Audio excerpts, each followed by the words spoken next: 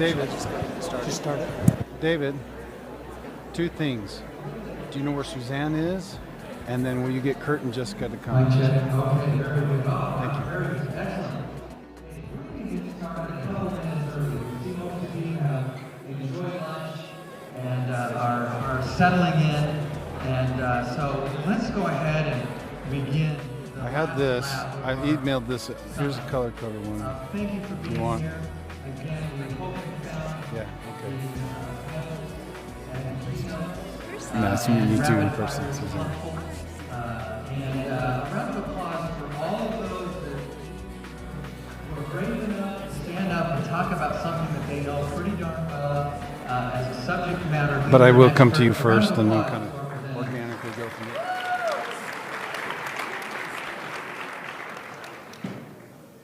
Let me introduce the balance of our afternoon.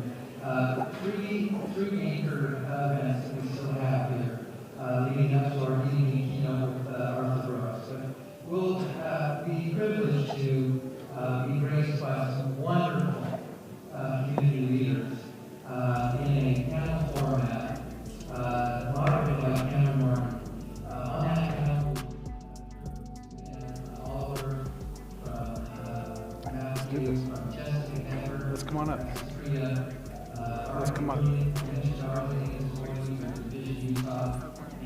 Let's come on up. Let's go have a seat. Senator Bramble. They will Yep, just go ahead. some really key issues. Whatever you want. Bringing together the things that we've been hearing about earlier today. Following our panel, we invited to take their chairs. We will then hear from Representative Burgess Owens, who will be here shortly, and we'll hear from him as we get his perspective on what he has seen taking place in this valley and what he plans to do and to the policies that he plans to endorse as we continue to grapple with this opportunity for growth. And then finally, our anchor keynote will be the President and CEO of Lively Technologies, Ryan Porter. Ryan we want to talk about a company that has grappled with this issue of how do you maintain, keeping the wheels on the bus while you have rapid growth. They've experienced that kind of growth in the firm. And there are a lot of parallels between what he's done with his business and what we're experiencing here in the Valley. So we look forward to hearing from Ryan Porter here following Burgess Owens. So, and then Governor Herbert and I will wrap things up in just a few short words at the end. With that, we will turn the time to Cameron Martin and the A-Team. Thank you, Curtis. Appreciate it very much. Ladies and gentlemen, we're happy to be here with you this afternoon, and it's not lost on us that you've just had food. So we have to be a little entertaining, panelists, in order to keep the energy flowing here, because the blood's running to their tummies. But I'm pleased to be here with an esteemed panel. To my left, and we'll go down here, we have Jessica Egbert. Jessica is with Sapria. She's the Chief Program Officer of that organization. She's also on the Mapleton City Council and a board member on the Utah League of Cities and Towns. To her left, we have Suzanne Oliver, who is a Vice President of Government and Community Engagement and Public Relations at Mountain America Credit Union. To her left, we have Senator Bramble. I think that's all we have to say with you, Kurt. It's like, boom, mic drop right there. And then to his left, we have Ari Bruning, and Ari is the CEO of Envision Utah. And Ari has played a very significant role in what we're doing here today, in the forecasting, the modeling of things through his organization. When we started the Valley Visioning effort, it was Envision Utah that came to the chamber to say, let us help you do that, and hosting a series of open forums and community levels of engagement online and in person to help us get, if you will, some ideas about how we want to grow. Because as Envision Utah says, how we grow matters. So with that, we're going to jump right in because we want to get to the meat of the matter. We also see ourselves as kind of the so what panel. We've been through some amazing experiences and discussions today. They've been very insightful, but so what? Now what? How do we operationalize it? How do we personalize it in our own homes and in our own companies and enterprises that we're engaged. So as a backdrop, as well as to have very candid conversations. I think we're not lacking of opinion up here, and that's good, because each opinion needs to be understood and heard, and that will spark additional conversation. So with that, we're going to start it off. And Ari, I'm going to come to you first, if that's all right. And the question I would like to first ask you is what strategies are needed to cope with the skyrocketing population that will keep our valley a great place to live, learn, work, and play? Hopefully this microphone's on. It's on. All right, wonderful. Yeah, so as Cameron said, we worked with the Chamber and others for several years, starting pre-pandemic, to engage the public and ask that very question. What kind of strategies can we implement here in Utah County to deal with that growing population and still maintain the high quality of life here? And we had many thousands of people participate. And I'm going to boil down what we heard into 3 things, and there's going to be a theme, which is choice and variety. So the first thing we heard was a variety of housing and neighborhood types. So single-family homes, but also townhomes, apartments, condos, duplexes, you name it. We also heard different kinds of places, and one of those places that made the different futures we model work well was walkable centers. So think about like downtown Provo is a pretty good example of a walkable center, but they can be much smaller scale than that. And then the third thing was good transportation infrastructure. So again, though, choice. So not just roads, but also public transportation, walking and biking trails, and so forth. And all those 3 things work together really well to make life function well, even as we surpass 1 million people in Utah County. Thank you, Ari. Anybody else on the panel like to comment on the growth pattern, infrastructure, or things of that nature? I think, in addition to what Ari has said, we need to really make sure that we are formulating good policy. So whether it's policy in your local community or policy with the state, it's so important that we have good policy that will establish and set us up for good outcomes, not just in the short term, but the long term. The whole reason we're here together is to really look at the long-term perspective of our community, and whether we're looking at the upcoming legislation and looking at housing affordability, or what we're doing with water, where the authority resides. It's so important that we're all involved as a community, as a businesses, as nonprofits, as higher education, in establishing that good policy and sharing our voices, giving that input to policy as it's created. Thank you. Anybody want to comment on the infrastructure that's going to be needed or is needed now or in the future regarding our growth, and how do we get there? Senator? Well, I'll take that on.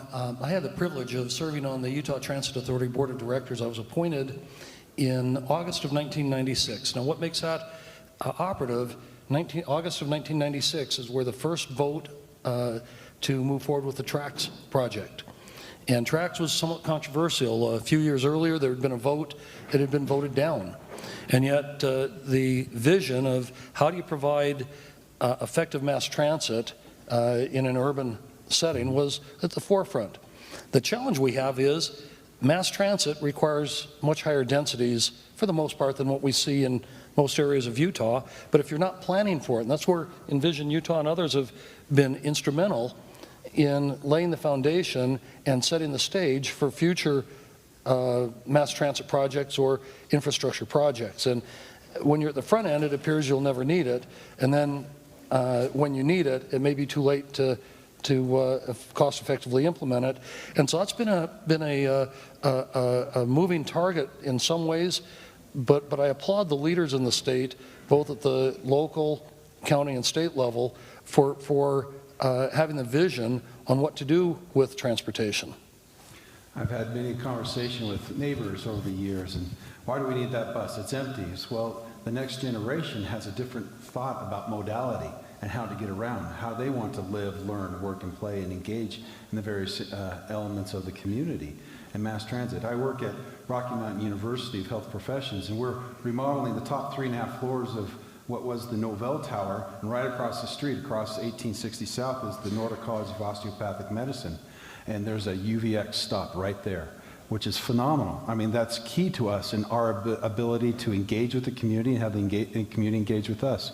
So the foresight to mass transit has been very helpful. So shout out to Mary and Jeff in UTA and your foresight in doing that.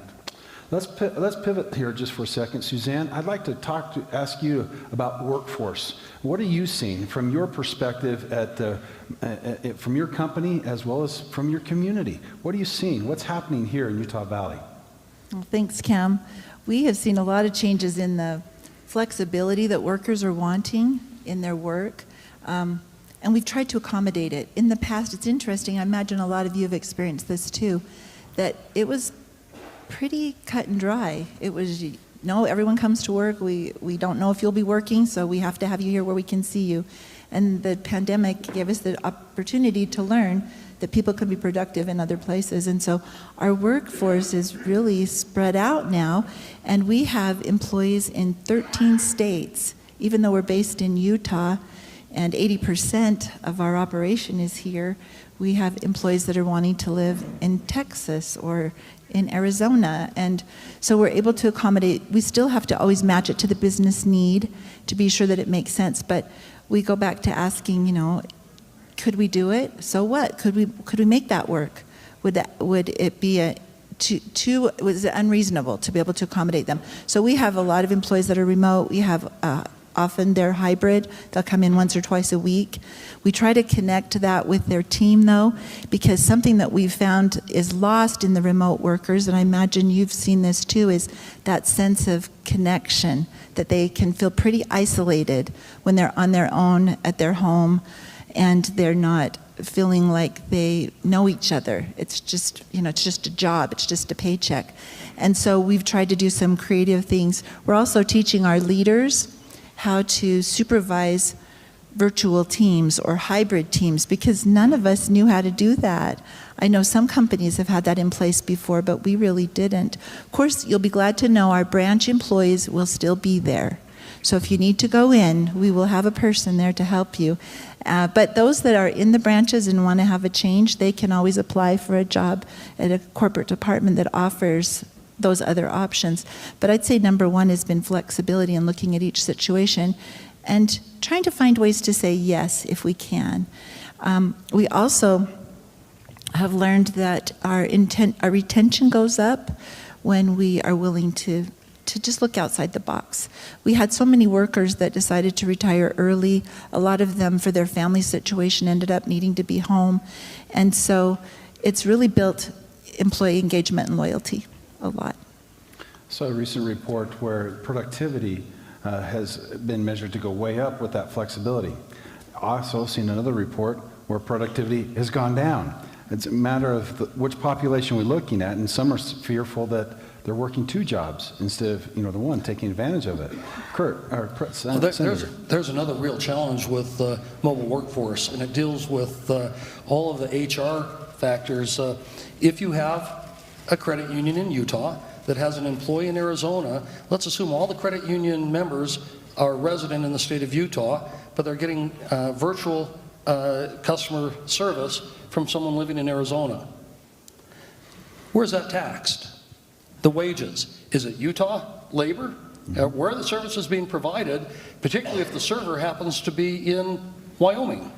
That the virtual employee is working through a technology that doesn't exist in Utah, but they're providing services. What happens with insurance coverage, workers' compensation, liability, payroll taxes, unemployment insurance? I just happened to be on the phone this morning with the chairman of the State Tax Commission, John Valentine. He was in Florida when I called him at a Council on State Taxation conference dealing with, now we've passed some mobile workforce legislation here in Utah, but that's going to be a very, very complex issue because our education system is funded by income taxes, but if you have an out-of-state employee, where are those wages taxed? And where are those services, the other services, unemployment, workers' comp, take health care, and a host of other, which state laws in terms of employment law come into play? Non-competition and a host of other things. That's an area that is woefully behind the changes in technology and the changes in business model that legislatures are going to have to wrestle with. So where are we on that? And I'll come to you, Suzanne, but where are we on that, in that arm wrestle between that as a state member of the state legislature? Well, right now, Cameron, it's highly fact intensive, and yet there's lots of loopholes, and we've made some progress in terms of trying to define mobile workforce. What about the gig economy? Mm-hmm. Someone, an Uber or a Lyft driver, clearly they're not employees. Right. But this whole idea of you can access a task through an app, does that mean that the person sponsoring the app is your employer? And if so, what are the elements of control, investment, risk of loss, holding yourself out to the public, a whole host of things, and that's one more step of complexity, defining whether it's really an employee or an independent contractor status. And so right. We're wrestling with that, not just here in Utah, across the country, but across the country and, frankly, throughout the world. Yeah. The European Union doesn't have an answer to that. Just yesterday we heard about them trying to struggle on how they're going to regulate the price of gas, because the countries in the European Union they have different opinions on it. So I just pointed out, we don't have all the solutions, but we're clearly beginning to identify the challenges. But the identification of the challenges is the first step, right? So to then define that issue and that problem and then go on task to solve it. Thank you. Suzanne, you were going to say something. Yes, I'm so glad you brought that up because it's very complex and we are learning as we go. But we have a whole team that analyzes it. They have to decide if we can even be licensed in those states and how that structure would work. And there's certain states that we have chosen not to go to because there are negatives that would be involved. But you're right, we're just exploring it and seeing where this is going to take us, but it's something that we're kind of all in it together, trying to figure it out based on what our employees, what they're wanting and needing, and seeing how we can best make it work for everyone so it's a win-win. When you talk about licensing, Cam, and I don't want to dwell on this too long, but in Utah, I chair the Business Labor Committee. We have relaxed our licensing standards now where any licensed profession, whether it's vocational or professional, if someone has been practicing in a jurisdiction outside of Utah and they have a license, and that's true worldwide, when they come into Utah, by endorsement, they can work in Utah. They can work telecommute work in Utah if it's a profession that requires consulting, for example, because we don't want our licensing to be an impediment. We don't want it to be a barrier to entering the Utah workforce. And so we're making huge progress on that. Governor Cox, his very first executive order was to revisit our regulations and licensing. We now have the Office of Professional Licensing Review. We're looking at the first group of professions are mental health and seeing where can we relax the barriers to entering mental health because of the impact of mental health challenges directly related to COVID. Well, thank you for these comments. If anything else, folks, something that you should take away is that the world is ours and we can engage in the world right here from Utah Valley. There might be these challenges, but identifying them, we can work through them. But really, the world is really ours, and there's countless of examples of you all here in the audience today who are engaging the world in your mode of business, so we appreciate that. Let's pivot to now a topic that's not very controversial, an easy one, housing. I was just making sure you're still awake with us. Housing is a challenge for us here, and there's a lot of tug of war between the cities, right, to the businesses and attracting people and having them afford here, as well as to the state and trying to juggle the various tension points. Let's first go to Ari here and see what you've noticed in your work from Envision Utah, and then let's open it up to the panel, and I'd particularly like to hear from a city council perspective. Well, housing, like any other market, is all about supply and demand. And the demand comes because we are a great place to live, and everyone wants to live here. And I don't know that we want to change the fact that we're a great place to live, so rather than attacking the demand side, I think we should be attacking the supply side. And that just means more units, more housing units of all kinds, single-family homes, apartments, condos, duplexes, you name it.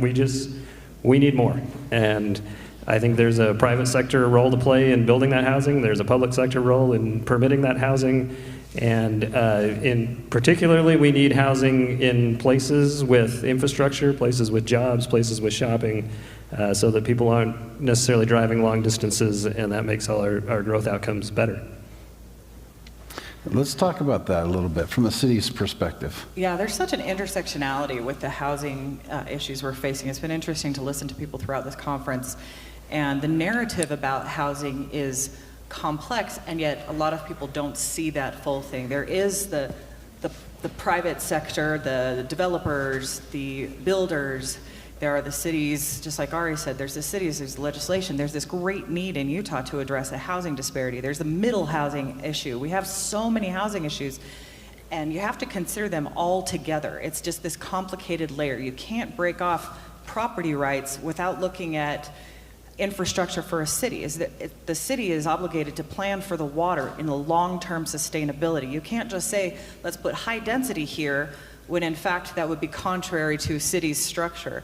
And let's also address how far we've come. We know that in the last 3 years, we have come so far. We've built more housing in Utah and more townhouses, more of those more affordable or more middle level than we have in the state's history. And so we've gone from having a 56,000 housing deficit to about 31,000 deficit. There's a huge progress we have made. Last year we passed legislation that required cities to include a housing element, of which 79 of 83 cities that were obligated to respond to what initiatives each city would take to address housing disparities. That's happening. We need to allow time for that to persist. We have over 50,000 entitled housing units in the state right now across the state that are waiting to be built. Where we can come to the table together is find the compromises.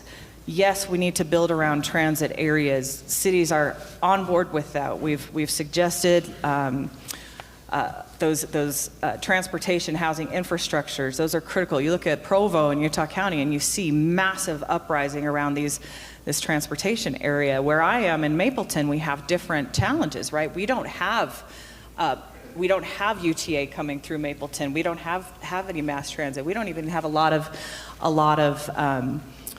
employment. We're a bedroom community. So is this a place where high density should exist? Well, high density in Mapleton is a third acre.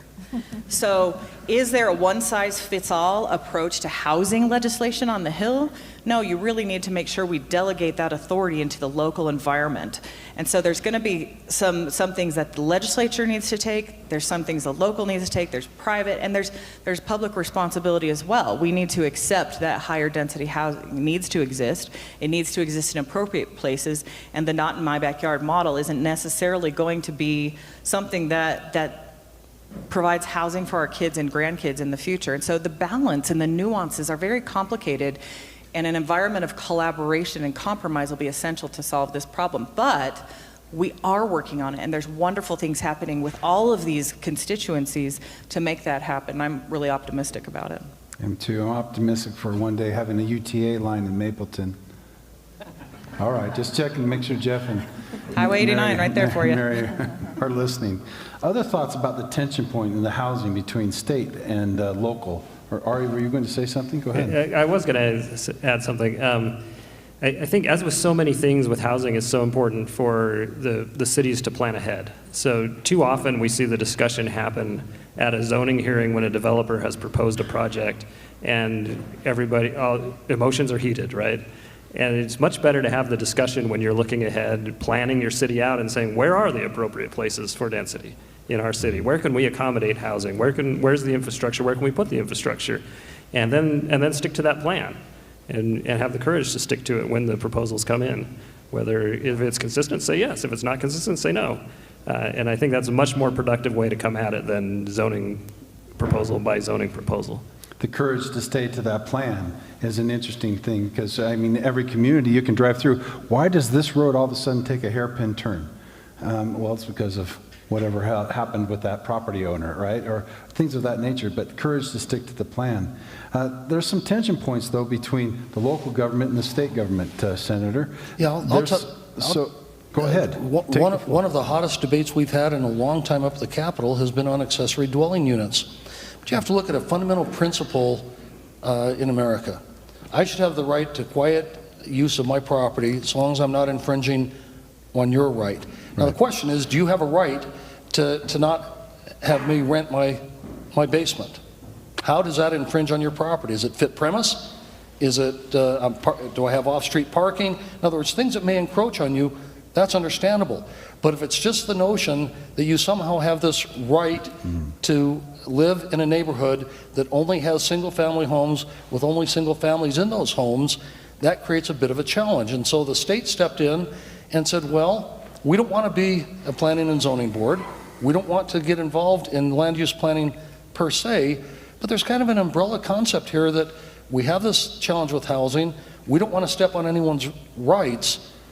And so we looked at that and we tried to craft a bill that would address at least some of those concerns with political subdivisions, but in a way that was not heavy-handed. So you said earlier on that rights notion, is it a right to pursue housing, or is it a right to have housing? You know, that's there are several rights that we have as Americans. Freedom of speech, freedom of assembly, freedom against self-incrimination, equal protection. None of those require anyone else to pay for it. Yeah. Those are just inherent rights, God-given, that we've articulated in the Declaration, in the Constitution, in the Bill of Rights, in our founding documents. Somehow as a society, though, we're morphing to where there's other declarations of rights. You have a right to affordable housing as long as someone else pays for it. You have a right to health care as long as someone else pays for it. You have a right to all these other things as long as someone else pays for it. And many of us question, are those rights or are they wants? You may have a need for housing, but do you have the constitutional ability, or does government, to put a gun to someone's head to extract from them so someone else can be provided entitlements from government? That's a real challenge, and how we balance that in the housing. I don't believe that anyone has a right to affordable housing where they want to live. Look at New York, San Francisco, look at some of the highest priced real estate in the country. No one has a right to go into New York and say, I have a right to live in a penthouse apartment at a price that I want to pay. Interesting observation. Thank you for that perspective. Suzanne, from your employment experience, is it housing a hurdle to attract and retain your employees? Has that been an issue for you? Yeah, that has often been the impetus, I think, for them wanting to move away because they can't afford to buy a house in the communities. So what have you where we're done? located. Anything in particular from Mountain America? I think you have this thing called lending. Yeah, we have lending. Yes, we do mortgages. Just to put that out there, if anybody needs any help, we have a great team. But yes, we do have different products and vehicles that we can help, and with some counseling and coaching. A model that we like to follow is guiding you forward, and that works in all different settings. That, we all need expertise or an expert to guide us along the path, and housing is very complicated, and there's so many different programs and things that people can qualify for and get some assistance to help in that way. But it's tough right now because so many people are living in their parents' basement. I know in my neighborhood and my local community, and some of you may have seen that where there's horse property, now they're building homes that, they're subdividing their lots and putting homes in for their family members as a way to get them a place and get them out of the basement. And so we're just seeing things differently than we did before, and trying to be creative. I think there's a lot of innovative ideas that people are wanting to explore to see how we can address this need, because it is very pressing. Thank you. Ari, anything from your perspective, coming back to you on this, what you've seen? You helped us model various scenarios, mixed use and high density or multiple city centers. What are you seeing taking place here in Utah Valley? Well, I've got a lot of thoughts going through my head, but one of them is that we often focus on the price of housing without thinking about also the price of transportation, because that's the next biggest chunk of your budget. And so the location of the housing really matters. And if we can put housing in places where people can walk or get on a train or get on a bus, that allows people to have a much more affordable lifestyle. And so putting the housing in the right place really, really matters. Now, I don't want to take the pressure off we need more housing everywhere, right? But especially in those locations in particular is where we need it the most. And we are a land geographically constrained place here on the Wasatch Front. And we're also a very attractive place where people want to live, where our kids want to stay. And those two things mean that housing is going to be a struggle for us for a long time, and we need to do everything we can in order to keep that supply up, everything we can. And it's a variety of housing stock that is the thing. And the element is what's challenging is one city is completely built out as is. The only way that they can diversify their housing stock is to tear something down to rebuild. And that's a tough sell. But yet to the next city, and how do they share in those resources? A bedroom community versus one that has a large tax base, sales tax and things to generate. And how do those resources get shared, which our council, our COG, Council of Governments, did I say that right? Yeah. Brain cramp right there. Well, our mayors come together with the county commission and just coordinate those type of, and negotiate those type of deals. Kurt, you want to say something? Yeah, I had lunch yesterday with the mayor of Lehigh and with Congressman Owens, and infrastructure is not just roads, water, sewer, sidewalks. What about access to broadband? Yep. Lehigh right now has a real challenge with Silicon Slopes. Theirs isn't so much talking to the mayor, theirs isn't so much where to build a house to commute to a job. Much of their workforce is accustomed to working virtually, but they need access to very high-speed internet connectivity. We call it broadband, whether it's fiber optic, whatever. That's becoming a constraining factor as well in this entire discussion. Well, going through the pandemic, offered some biblical terms when my wife and I went out. So I actually have a redundancy now in my house in order to maintain a smooth flow, because I have to have it in order to do it, especially working from home. And so what the fiber aspect of things, if you will, is crucial. Thanks, Justin, for laughing at that joke. I appreciate that. I can hear your laugh across the room. So in the last few moments we have here, let's really turn into the so what. How do we get involved? How do we personalize what we've learned here today? And I'd really appreciate we'll start here with you, Jessica. Here you are. You're tripolar, right? You have a company, you're on the city council, and you're also... It's not a diagnosis. No, it's not. I'm not. But you're engaged. What sparked you to get engaged? And by the way, thank you all for being here, because you are engaged. By being here, you're helping us turn this flywheel of a Valley vision and bringing it to fruition. But how can we do this, what we've learned here today? What do we do personally? What do we do in our organization? How do we get involved? What are your thoughts? Yeah, I appreciate that you mentioned personally and with organizations, because again, it goes back to that intersection, right? The people who are here on behalf of their own values, your organization's values, your community interests, community values, and your passion. I think it does take that to motivate. A lot of times it takes a crisis to be compelled. And for me personally, so much of that had to do with that introspection of understanding my values and my principles, and then letting that define direction. And fortunately, I was able to connect with so many people to lead me in that route. But for everyone here, I would encourage you to reflect on where your personal values align and where your organizations align, and then act. It's not about just showing up here. This is an action, and we appreciate that. This is a wonderful thing, but what is your outcome? And the Chamber's doing a great job with measuring outcomes related to these 6 initiatives, but what is your outcome? What is the tangible difference you're going to make in your community, in your society, where you're going to affect change in future planning? And so whether it's running for office, whether it's making sure you vote, now is our voting time, make sure you're casting that ballot, serving on a commission. If you want to serve on a board, you can go and find the governor's list of all of the different boards that have open seats on the website and fill out a simple application. Is it volunteering for a nonprofit or a community-based organization? Is it writing a check? We need check writers and worker bees, and you can figure out which one you are. But we need engaged people who will motivate outcomes and affect societal change and planning, and those are a few ways you can do it. Thank you. Other observations on how to get involved in the so what, given all the information we've been able to be exposed to today. Ari? Go get involved in your city council discussions. And now, I'm not talking about showing up with a pitchfork. They get enough of that. But go get involved when they're updating the general plan. Go to their workshops. Go talk to your city councilor and ask them, what are you doing to plan for the population that's coming? What are you doing to implement valley visioning?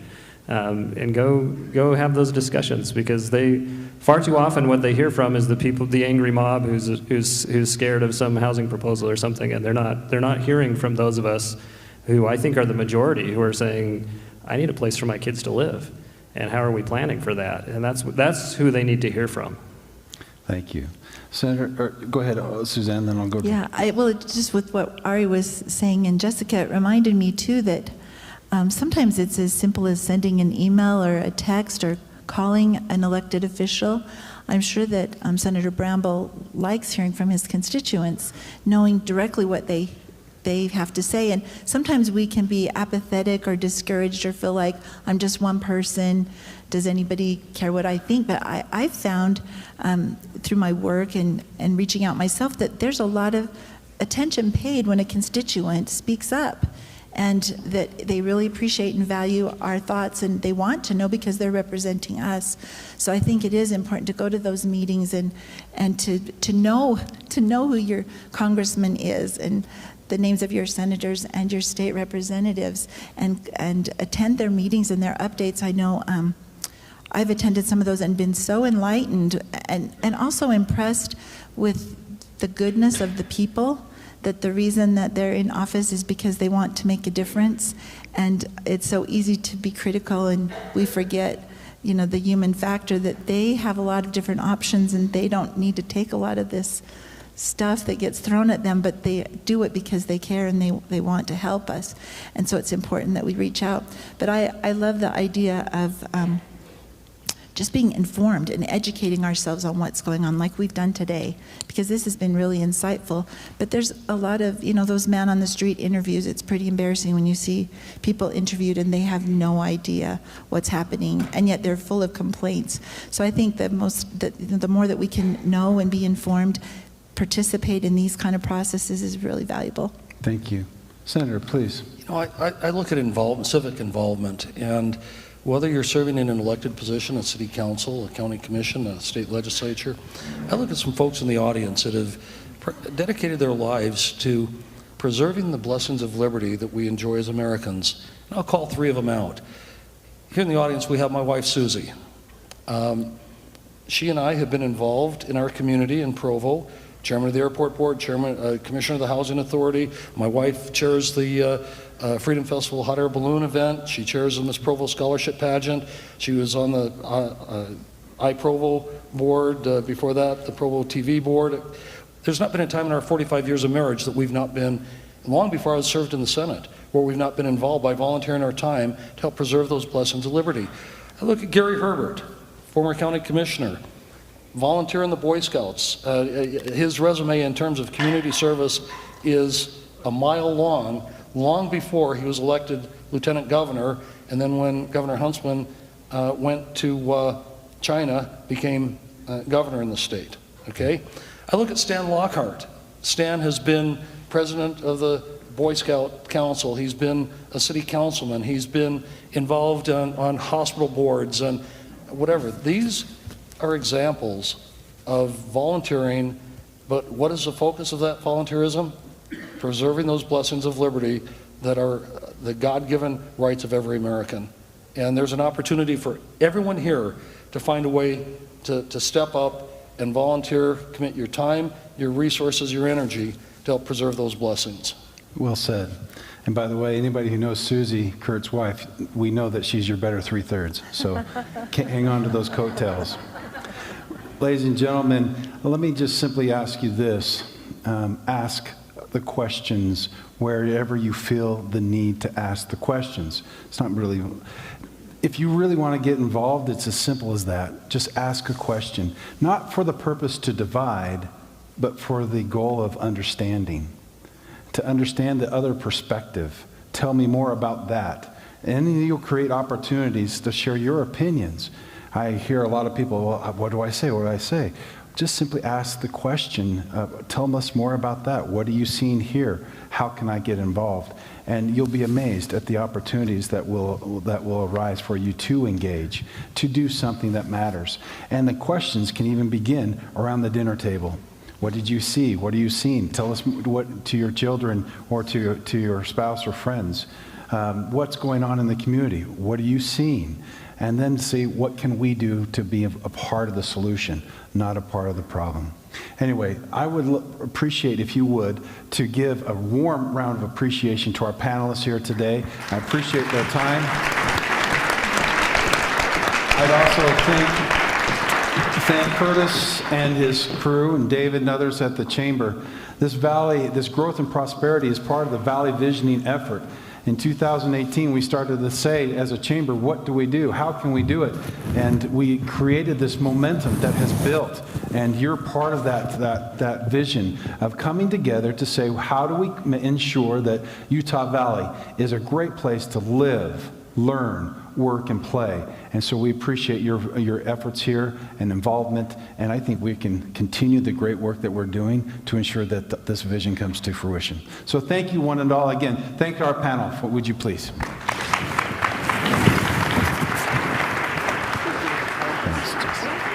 Welcome now to the stage. You did a great job as a moderator.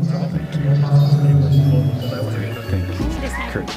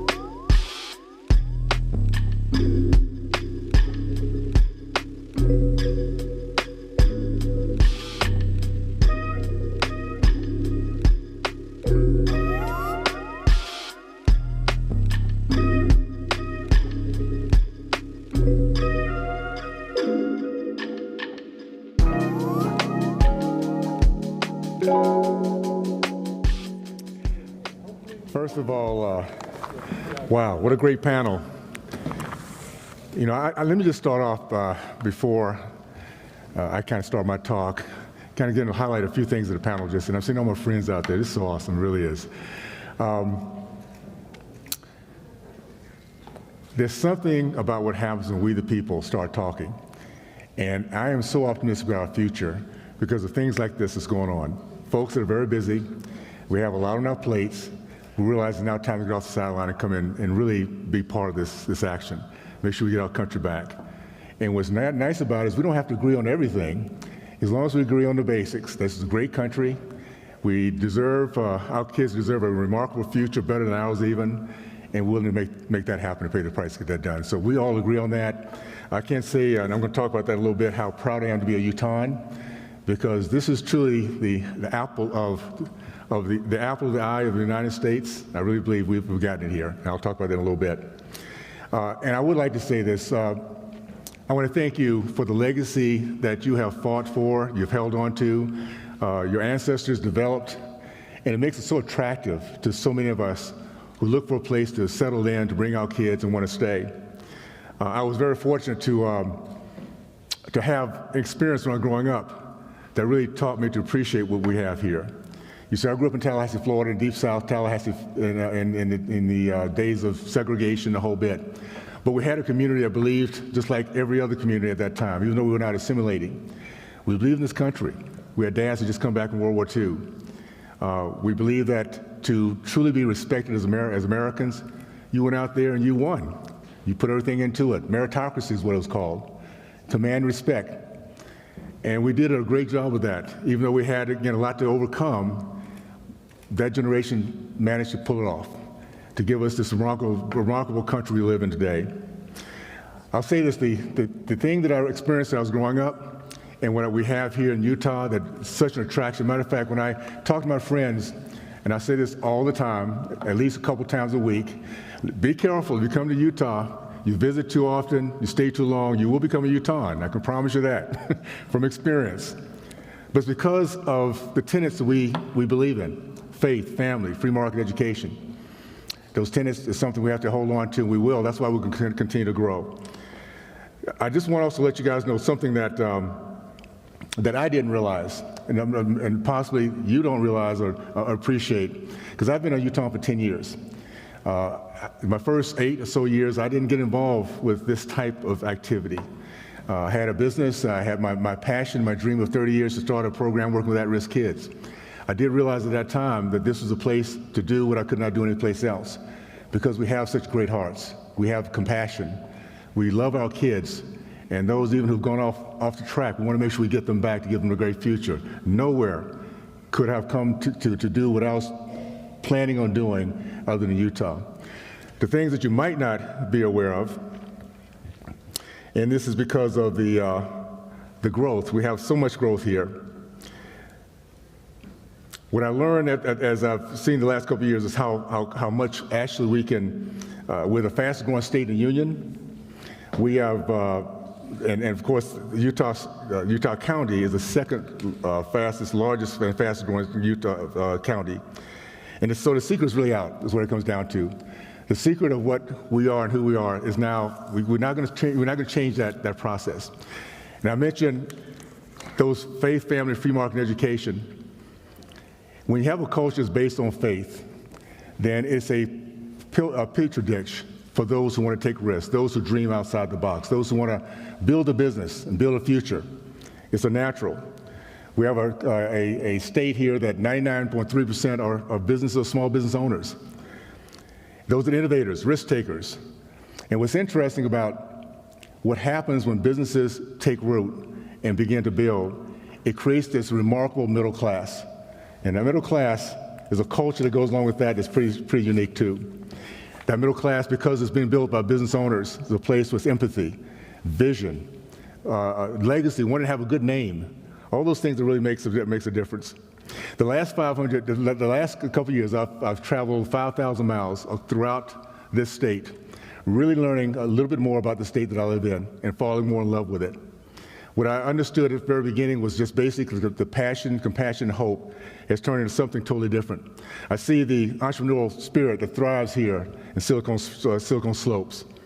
I see the entrepreneurship of successful dairy and farm orchards. We see educational freedom that the rest of the country would love to be able to take advantage of, but we can get better. We have a place in which we understand that parents should be in control of the process. Parents should be able to take a look at their kids and see what works best for them. It might be private, public, parochial, homeschool, whatever it might be, or any combination of all the above. To have the Utah Valley University and BYU right here in the shadows within this particular county is remarkable. Again, you see why we are actually drawing so many people to us. And what we have to understand, and this is what I think we all can agree on, I just heard from the panel, the secret is out. It's not a matter of if we're going to grow. We're going to grow no matter what we want to believe in or think is going to happen. The key is how. How do we grow? Do we grow smart? Do we grow to a place where we know that we can have our children that can stay here, our grandkids can stay here? By the way, I'm all in. I have 6 kids and 16 grandkids, and my biggest dream is to make sure that the Owens generation and legacy continues here forever. I would love to grow up my grandkids and maybe meet a great-grandkid one day. I don't know if it's going to happen, but some of you guys can pull that off. I don't know how you do it, but the key is to keep this state, though, affordable, safe, and a place that's accessible for the middle class. By 2065, Utah County will add 1 million people to its population, and 85% of that will be internal growth. Internal growth. Those of us that have found a way to make sure homes are so affordable that we can put in the things we just talked about, infrastructure, broadband, so we can spread this growth throughout our state, throughout the district. And That growth, again, is water, broadband access. We talked about it a little bit, the panel did a minute ago. Transportation infrastructure, highways, East Coast corridor, East-West corridor, alternate corridors to I-15. We see the growth here at Point of the Mountain. We talked about double track expansion, availability, convenience, and operation, again, further south. When we look at water, which is a big deal for us, we have to not only look at it as being in the sense of conservation, but also innovation. A couple things I've been able to do as a congressman is $23 million for the Central Water Project, which is a majority of water for the Utah and Salt Lake counties. There's a Water Data Act for real-time accurate data to make sure that our communities are conserving and delivering the water we need. There's a delegation did something for the Salt Lake Recovery Act, which all we know that the drought that we've been dealing with, we have to figure out how to deal with that piece of it. What I'd like to do is just know how we can be innovative with this. One of the things that I'm working very hard to do right now, campaigning very hard, is be part of the Transportation Infrastructure Committee. It's a committee that has not had a Utah representation for 20 years. It's a place that I'm actually, a committee that I'm actually highlighting the value that we can bring to a committee like that. We are the place that is innovative. We think outside the box. We can actually come up with ideas of how we can deal with our infrastructure. If we can be looked at as a pilot state, what we do here and the way we can solve our issues can actually be replicated elsewhere once we get it done. I think about the drought issue. I believe we put some Utah innovation, some ideas to this. We can figure something out. Obviously, we're very strong and very big on conservation. But what about innovation? You know, we think about how oil was dealt with. You know, we have an oil oasis up in Alaska, in the northern part of the state, but we had to get that oil down to the oil desert, which I consider down in the New Orleans, to get it refined. What if we saw water the same way? If we can look at water and our issues as more as, obviously, continue the process of conservation, but be also more on the offense. What if we can look at that as a piping problem? What if we can some kind of way recharge the Colorado River, which highlights and supports the rest of the western states? This water artery for the western states of Mexico. What if we can figure out a way that just as we've looked at the oil issue and piped that throughout our country, we can do the same with water? I've already had conversations with representatives of Arizona who've been dealing with this process. They're working through conversations with Mexico and California. These are things we're going to be able to figure out. And this is a committee that I'm looking forward to being part of because we have so many things we can do here that we're also thinking about outside the box to get done. Education is one I'm very excited about. My background was, I have a father who was a professor for 40 years, mom that was an educator, so I understand the power of that process. And it was Thomas Jefferson said, ignorant and free can never be. We have to make sure that we are putting out the smartest kids in the entire country, entire world. We could do that with the innovation we have here. There's a couple things that I've had a chance to work on, Education Freedom and Scholarship Act, which gives every student and parent a quality option of knowing where they want to take their kid based on tax benefits that we can actually work on, which we're kind of getting through the Congress as we speak. There is a Parents' Bill of Rights, which makes sure that we have transparency we might need, so that parents know exactly what the courses are and can have that feedback. There's the Secure Our Students Act, which makes sure that every district has the funding it needs, so when we drop our kids off to school, that we know they're safe, period. Whether it be software, hardware, whether it be law enforcement officers, whatever it might be that might make that happen. Our small businesses are the key to our growth here in this country. This is where, this is what actually draws so many people to our great state. The culture that's developed because of that idea, that thought process that every business owner has. Come to my place with a bad day, and I'll do whatever I can to make sure you leave with a good day. Why? So you can come back again the next day. It's that idea of looking at everyone from inside out versus outside in. It's that idea of if I can give you a better product for a better cost, then you will come back again. And it goes throughout the entire community, that idea of service and look outside the box to find better solutions. We have a remarkable middle class. We need to make sure we continue to grow that. I'm excited about the fact that I can come here to visit, having my 6 kids come out to go to school, thinking they'll come back one day.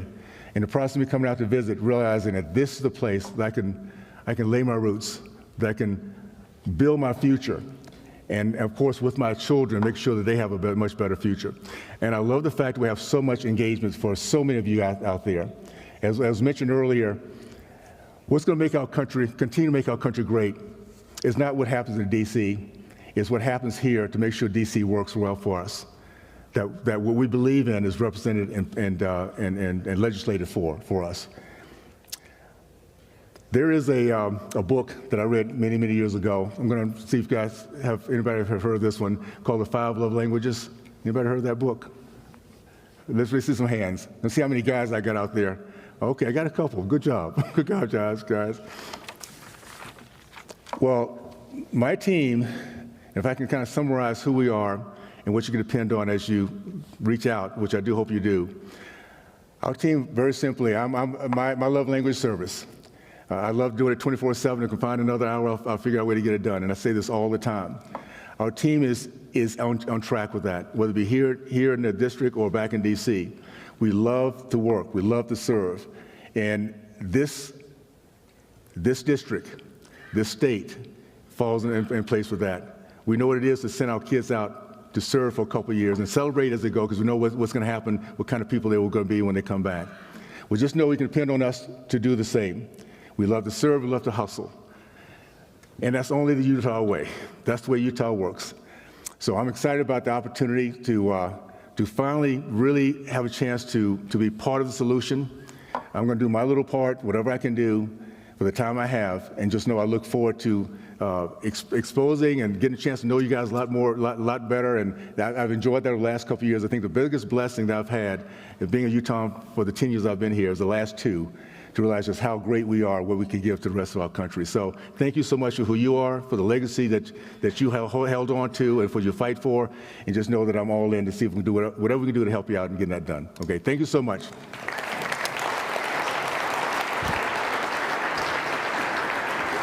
Ladies and gentlemen, please welcome to the stage Ryan Porter. Thank you.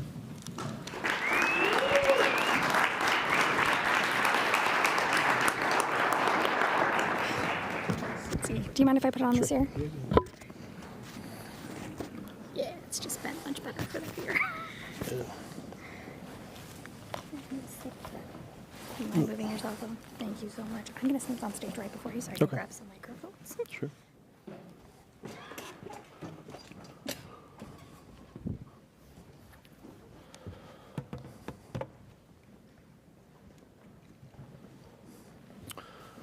All right. Thank you. I appreciate listening to Representative Owens when he talks about entrepreneurs and the spirit of entrepreneurism here in Utah. I live it. I love it. It excites me. I was talking to Curtis when I got here earlier today, and appreciate him and the work that he does with the chamber. And he said, "Hey, this is UVU. Have you ever been here?" And I said, "Well, actually, I went to school here at the beginning of 2000, and I started school and was majoring in business management, and got into the final year and had this idea of this company. And there was a professor here that we had a project to do a business plan. And so I did the business plan here at UVSC at that time for this company, LiveView Technologies, and ended up starting the company and not finishing school. So I tell my mom I haven't dropped out. I'm going to finish someday, and she keeps saying, you need to get a degree so you can go get a career in life and get a job. So hopefully I'll be able to do that sometime. So I want to quickly go through the company, who we are and what we do. And I was asked to speak on just what have I learned? What have we learned in the company for growth over really since 2005 until now, so 17 years or so. So really quick, LiveView Technologies. We do live streaming video in remote areas. As the company's evolved, we get into solar power, cellular connectivity, but we take these mobile units like you see up here, and we can put them anywhere in the country or world. We deploy them on anything from big box retail to emergency services, oil and gas, critical infrastructure, agriculture, really anywhere that you have property, assets, or people. It serves a purpose to make that area more safe and secure. So as your mind starts thinking about that, it really goes into everything. And it's been exciting to watch the growth of that. If we look at some of the logos, we work with over 50% of the Fortune 50 companies. So we're heavy in enterprise.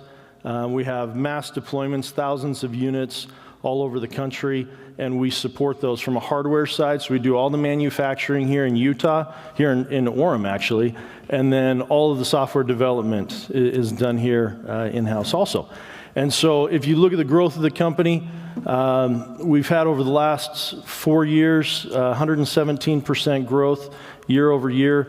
The last year, current 12 months, is at 139% growth on ARR. So it's really moving and growing fast. It took years of building and figuring out the problem and innovating.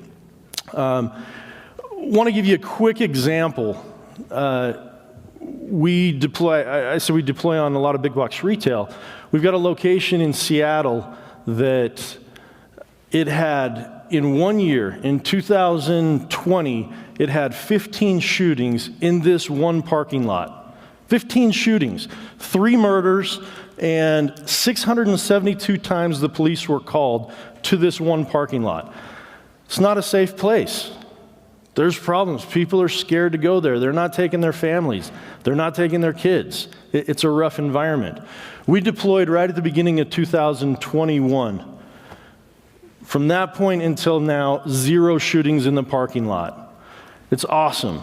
That community, that area is more safe and secure. And that's what we do in the company. We deploy these systems and change the environment. It's a more controlled environment, and people feel more safe there. So you can see this is how it started. This was back when I was going to UVU, right? UVSC. 2 employees, 0 units, 0 valuation, probably negative valuation at that time. That's me. I don't look like I've aged at all. That's 18 years ago. My daughter in the red pants there, she's actually a student here at UVU now and has class today, so she's learning. This is the beginning. That unit right there, that's the very first camera we ever built. The pole that it's setting on, I had one of those, those carports.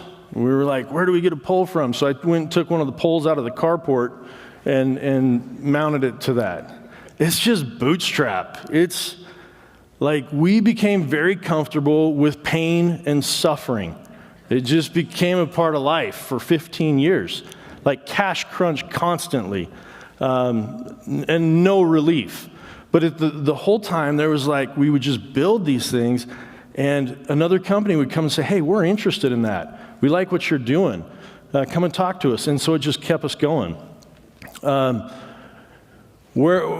it going? Where are we at now? We're over 400 employees, 6,500 units deployed nationally into a few other countries, and recent valuation of $1.3 billion. All actually starting here at UVSC, now UVU.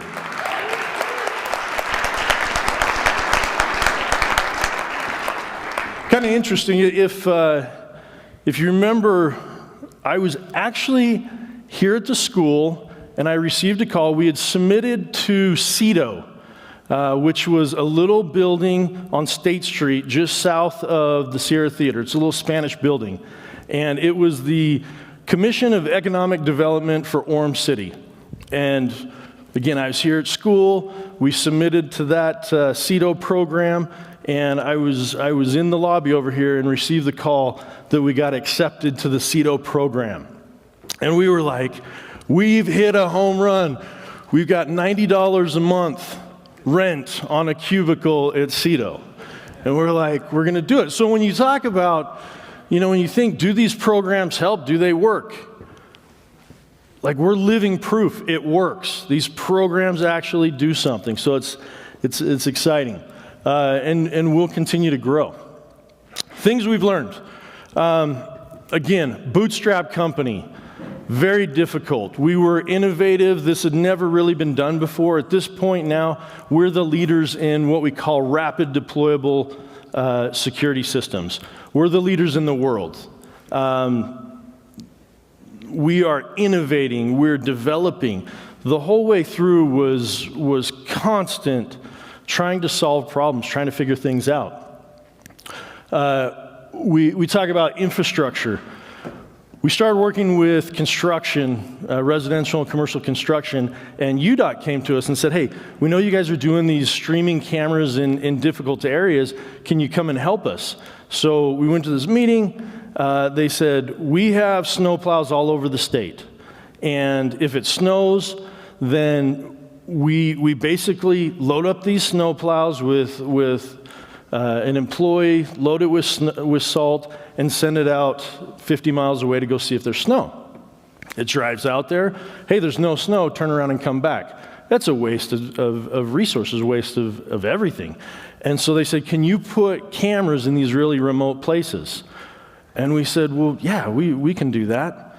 And they said, there's no communications and there's no power.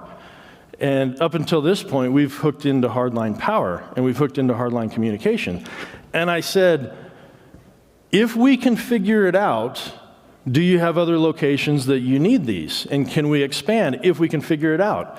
And they said, yeah, if you can solve this problem, then we'll expand with you. And I said, great, we'll do it. We can do it. We walked out of the meeting, and Bob, my partner, said, hey, that's awesome, Ryan. You've committed us to something, and we don't know how to do it. I said, hey, we need to go Google how solar power works. And we also need to Google, I think cellular connection is our answer. So let's go figure that out.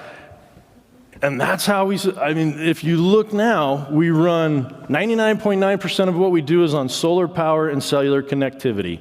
That push of trying to figure it out is what got us to the next level and allowed us to scale. So I have an idea. If you say no to an opportunity, the opportunity is dead. There's no progression in it. If you say, we've never done it before, we're willing to put the work in and figure it out. If we're successful and we meet your needs, will you grow it and scale with us? And if they say yes, then you're all in. You've created an opportunity. You've also created an expectation that this is a trial. We're going to figure it out. And it's the way that really we've taken it to all of the enterprise companies that we work with. So when we look at infrastructure, we're rapidly growing. When we're buying a building or moving into a building for manufacturing or sales or anything, we're already looking at the next building. In the last 4 years, we've been in 4 different properties. We just signed a contract on the one in American Fork here, the new one that's being built. And already, when we look at the next 3-year plan, we're already expecting to outgrow and outpace that building. So as we look at infrastructure in Utah County, these companies are growing. We have this unbelievable pool of talent to tap into with the schools that are around here, the skill set that's here. It's like no other place in the country. The cultural experiences of other countries, the languages that are spoken here, that people are fluent in, the education, the technology, the mind, it's like no other place. And so it allows us to look at this and say, we can grow. We can continue to grow here and expand. Workforce. I'm probably going to offend the majority of you here in the room. and it's okay. I hope not, but I want to talk about a couple things that we've experienced, that we've learned in this growth.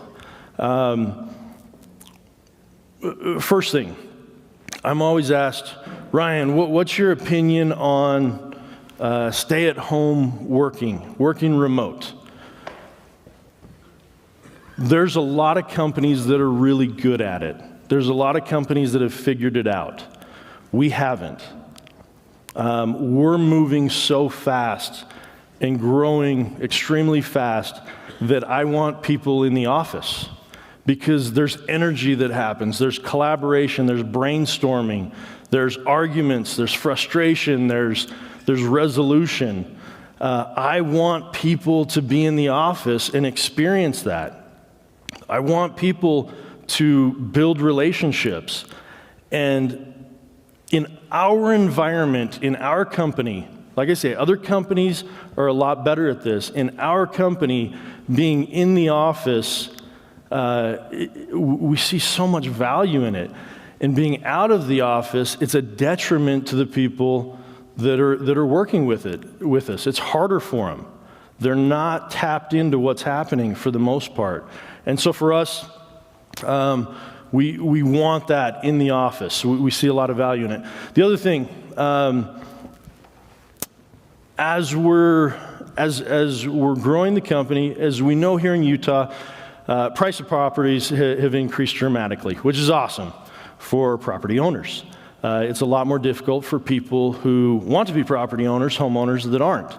And so what I see happening, what we need to prepare for, in my opinion, there's this right now we have really high income. There's inflation on income.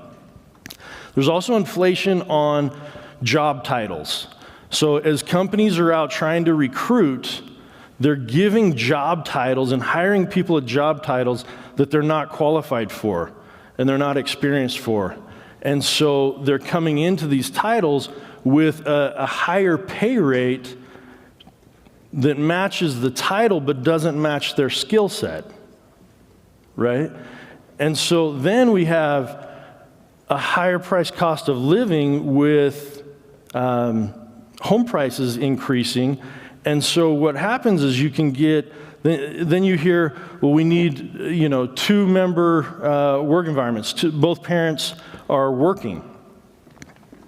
So the problem is you have both people working at high wages, and which is great when the economy's scaling quickly and moving fast.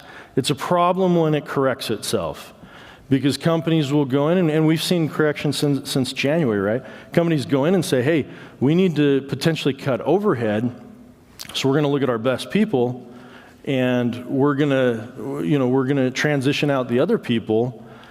But those people built a lifestyle around this compensation. And so you can see the problem that potentially could happen, right? And so we need to be aware of that. So in our company, we have a number of initiatives that we work on. We work on financial planning for everybody in the company. We want people to understand how they should build their lifestyle. We want people to understand to have savings, save for a rainy day, all of these things. But it's something we've got to watch in this community because it potentially can be dangerous. The other thing, when we talk about the workforce, as I stated at the beginning, we have the luxury of having a company that actually makes the world a safer place. When we deploy these units, it's more safe and secure. That's our mission. That's our agenda as our company. The more units we put out, the safer we make the world. And so that's what we're driven to do. I personally, in our company, we don't believe that a company is the proper place to have social and political agendas. It's not the role of a private company to make statements on social agendas. So we don't do it in our company. There's a lot of companies that's important to them, and they do it. We don't do it in our company. Our agenda is to go make the world a safer place. And as we've had that approach, it removes so much energy and contention in the work environment, because we're there with just one goal: to make the world safer. And so it allows us to really stay focused on what we're doing. Clean air. So, as I said earlier, we run on solar power, and we also, when we need additional power generation, in some areas, solar doesn't cover it, so we have a methanol fuel cell, completely green. So we talked about UDOT, taking these big trucks, loading them with salt, running them out. There's a carbon footprint with that. If we put a unit out there long term, then they can be much more efficient, reduce carbon emissions. And so as we look at clean air and some of these other environmental conditions, the private sector can take a role in that. We can improve, we can innovate, and we can do things to help solve some of those problems and not add to them. As we look, we've worked with Go Utah and have done a 10-year plan for growth. And as we look for LiveView Technologies over the next 10 years, our plan is to have an employee headcount of 3,500 here in Utah. It's massive. So when we talk and we look at the infrastructure that's being put in here, the programs, tracks, part of the conversation we have is, where's our facilities going to be, and do we have public transit to get there so that people don't have to drive their own cars? They can just take public transit. All of these things. It's real growth for us. We've got 4 values in the company. Number 1, do right. Do right. Do right by the people that we work with, the communities that we're in. Do right by the customers that we have and the partners that we have. We just finished third quarter, at the end of last month. We have one of the largest retailers in the country called us and said, hey, third quarter just ended. We have hundreds of vendors, and for the last 3 weeks, our vendors are just pounding us. Hey, we'll discount our services and our product if you'll just take these units by the end of the quarter so that we can hit our quarter numbers, right? And it just happens.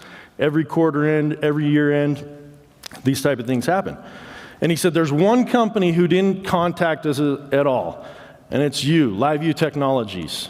You didn't even call. And he said, what that tells me is you have my interest in mind, not your interest. And he appreciates it. He says, I'm on board with you. It builds trust. It builds the relationship. They want to continue to grow with us. Next one is be the crew. We have no egos in our company. We're not arrogant people. We're bootstrapped, head down, grinding, doing whatever it takes, wear every hat in the company. And so we just get in. There's no passengers on this ship. We're all the crew, and we're all rowing. And with that mentality, it just moves fast, quickly. Own it. Own whatever you're working on. Take responsibility.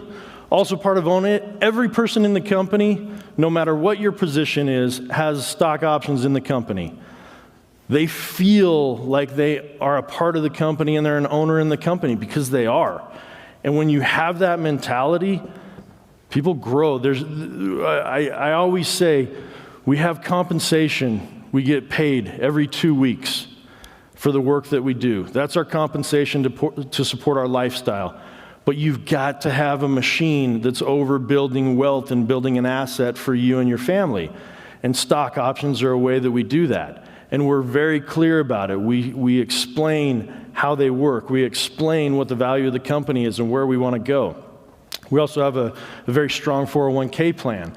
And so we teach and they learn the value and the freedom that you can have when you have savings and you have an asset over there. Last one is chew the strap.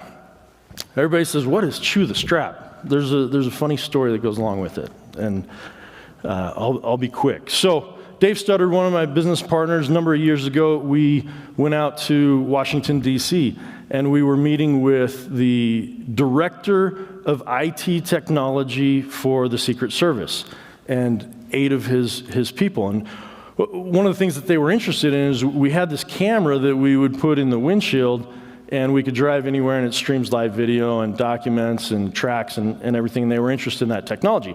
So we went out there and, fly in. We had a rental car. We go over and we park on the street right behind the White House. And we took this unit with us, kind of a just hacked together system to be able to demonstrate. And so if you picture this, here's this rental car, and I remember it had Florida license plates on it, and we're in Washington, D.C., and we're setting it up, and there's 2 antennas that we needed to put on the roof of the car. So there's these wires going out to these magnetic antennas on the roof of the car, and then we had the cellular modem that we wrapped the wire around the rear view mirror, and so it's hanging there with these lights flashing on it, right? And then we plugged, to power it, we plugged it into the cigarette lighter. I plug in the cigarette lighter, and there's no power. And what we realized is we had to have the key in the ignition and turn it on one click, right? Well, there was the key, and then there was a key fob, and there was this leather strap that held the two together. Well, we had to lock the door, but we had to have the key in the ignition, and then we had the key fob that we had to lock the door to take with us. And so Dave's standing there. I'm like, do you have a knife? Do you have scissors? We have nothing. And he's like, Ryan, you're going to have to chew the strap. And I'm like, what? He's like, you're going to have to chew the strap. So I sat there in the car with this strip of leather that I don't know how many hands have been on it, how many sweaty pockets it's been in, and I just start chewing on this leather strap to chew through it. And I finally get through it, we separate it, and we run off to our meeting. And we leave the car in a powered-on position with these lights flashing and everything. And we go meet with the director of IT for the Secret Service and his whole team. Great meeting, spent a couple hours there, and we're walking, and we come around the corner where the White House, on the backside of the White House there, and we're kind of noticing there's no cars, no traffic going. And we turn the corner. Have you seen in the movies where you have all those black Suburbans where they just shut everything down? That's what was happening. And they had like this truck moving out, a bomb robot thing, and here's our rental car sitting there, right? And so Dave and I, we were just walking down, and we walk up to him, we're like, hey, what's going on? This is our car.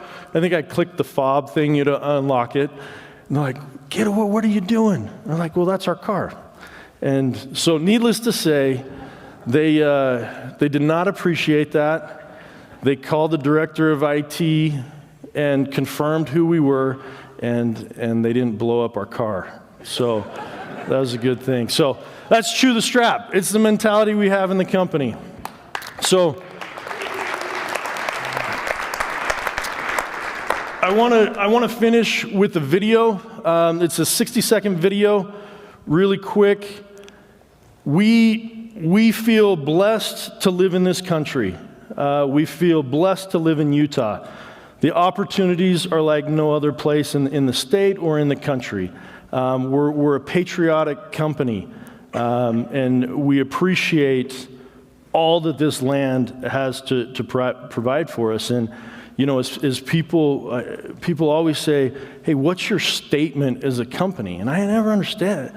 What's our statement? Well, this is the answer to our statement, and we do this every year now on 4th of July. So if you can go ahead and show the video. They say that where you're from says a lot about you. Well, we come from the intersection of grit and determination, where calluses are a badge of honor, and honor still measures a person's worth. A place where opportunity never stops knocking, and people never stop getting up when they've been knocked down. Where we're from, people still take pride in standing for something, and patriots still volunteer to stand between us and those who want to do us harm. The place we're from has been called a lot of things. God's country, a shining city upon a hill, the land of liberty. But we just call it home.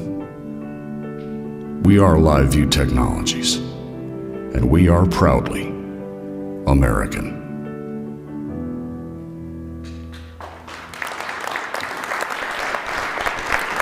Thank you, everybody. Appreciate it.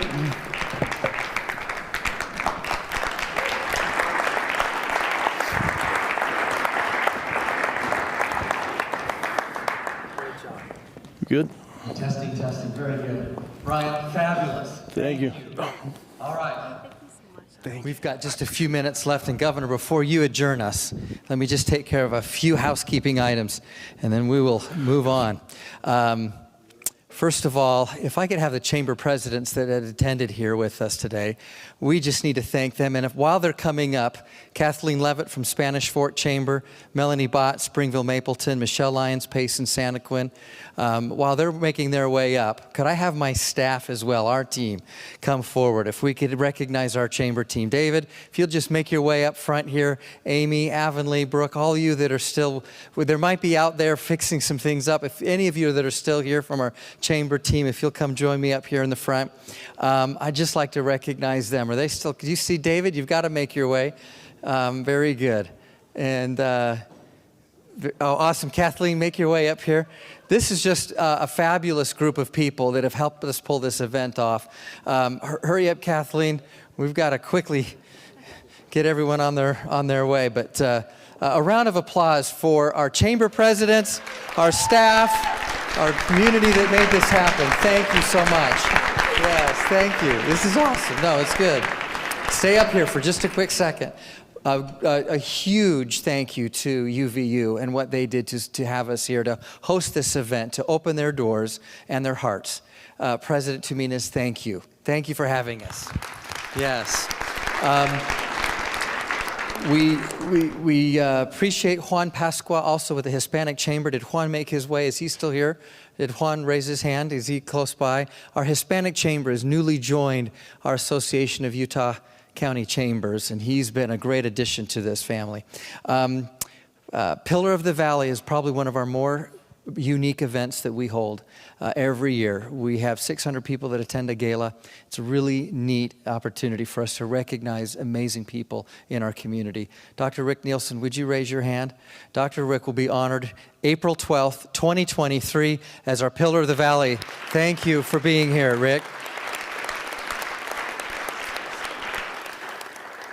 2 items, and then we'll sit down and let Governor close us out. Meet the Experts will be right here for those that can stay.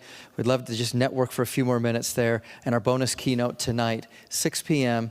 at the Holland Hall in the Clark Building, which is over just to the north of us here. You will not be disappointed if you can spend a few minutes listening to this wonderful author, thought leader, Arthur Brooks. Governor, why don't you take us out? Send us home with some few parting thoughts.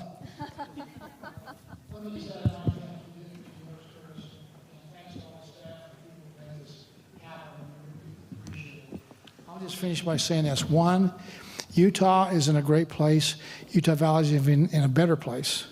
A lot of great things are happening here in this community. And as I said before, and it's really true, 49 other states wish they were Utah. They wish they had the numbers we have here and the culture we have, which has been so successful. So we are the shining city on the hill and a good example of the rest of the country, which needs a good example, by the way. So we thank all of you for making this a great place to be. Ignorance is bliss, though, and we do have challenges, and we ought not to put our head in the sand and forget we have challenges with affordable housing, environmental issues, infrastructure. How do we continue to have the economy grow and expand, not have a diminishment of our quality of life? What do we need to do? We need to have discussions like this today so we understand what some of the issues are and work together to have a dialogue to find a solution. Good policy doesn't just happen. It has something you have to work for and think long-term, not just short-term. Politicians, it's easy for us to think short-term because that's our next election.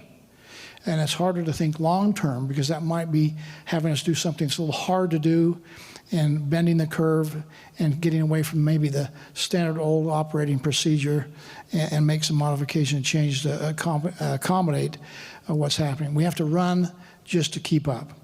So again, I thank you all for your attendance here. Curtis, thank you for you and your team doing some really good things. We need your voices at the table and those outside here. If you want to really spend good time and make a big difference, join the Chamber of Commerce. That's for the business community, the voice. You have a chance to make a significant influence on what happens in our community by belonging to the Chamber of Commerce. So we've got membership opportunities for you to sign up here and join. Be a missionary. Go get somebody to join along with yourself, and we'll be in good shape. Thank you. Good luck, and God bless.